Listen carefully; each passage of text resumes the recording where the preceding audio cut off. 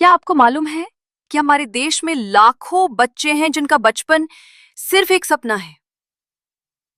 आज हम बात कर रहे हैं उस कहानी की जो हमें सिखाती है कि गरीबी सिर्फ पेट नहीं मारती, बचपन भी छीन लेती है।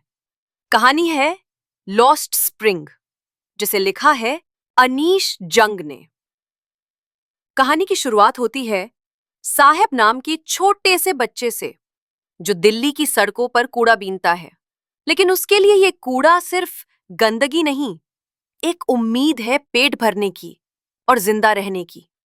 और एक खजाना है, कोई प्लास्टिक का टुकड़ा, कोई सिक्का, बस कुछ भी जो अगले खाने की उम्मीद दे सके। गरीबी इतनी गहरी है कि सपनों से पहले रोटी चुननी पड़ती है। अनीश जंग पूछती हैं, तुम कभी स्कूल क्यों नहीं गए? साहब मुस्कुराकर कहता है, मेरे पड़ोस में कोई स्कूल ही नहीं है।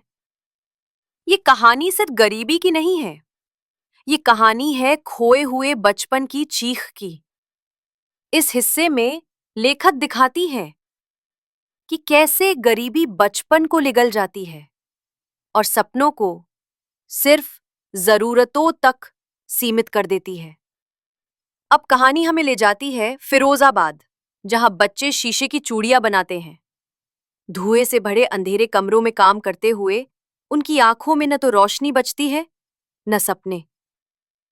कहानी के अंत में लेखिका अनीश जंग को उम्मीद और आशा की एक नई किरण दिखाई देती है। वहां एक लड़का है जिसका नाम है मुकेश। वो कहता है, मैं कार मैकेनिक बनना चाहता हूं। पर फिर रुककर कहता है, लेकिन क्या यह मुमकिन है? ये भाग हमें दिखाता है कि कैसे परंपराओं, गरीबी और सत्ता की मिली भगत बच्चों को उसी चक्रव्यूह में फंसा देती है जिससे निकल पाना लगभग नामुमकिन है। लॉस्ट स्प्रिंग सिर्फ एक कहानी नहीं, एक आंख खोलने वाला सच है।